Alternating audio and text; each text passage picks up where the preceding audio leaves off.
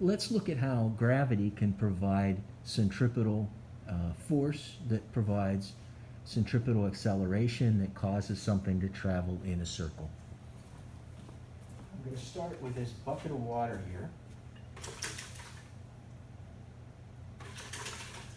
I miss having you guys here because I love to threaten my students with fear of getting wet. Anyway, I have this bucket right here, and I'm going to twirl around my head. And as long as I go fast enough, I'm not going to get wet. You're not going to get wet. If I slow down a bit, I can hear it start to slosh. Hear that? Oh, and I actually got some water to fall.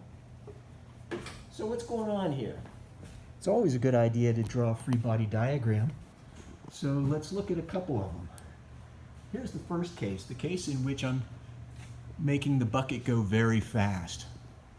And I know that the bucket itself is providing a contact force, a normal force, because, you know, if I drilled a hole in the bucket up there on the bottom, quote unquote, of the bucket, water would start to fall out that end.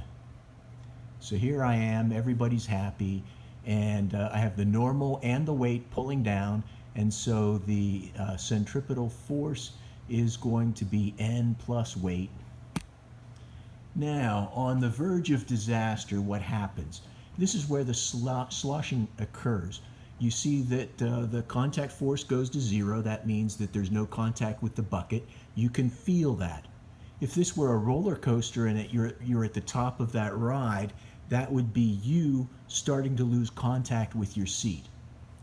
At this point right here, because the normal force is zero, the only force acting is weight. And if this is traveling in a circle, the radial acceleration is equal to little g. And I'm starting to get frightened. Now, if things go too slow, what happens? N is still equal to zero. There's no contact. But in this case, the water no longer is going to complete that circle, because the a sub r, which is v squared over r, is less than g, and as a result, the water is headed right towards my face.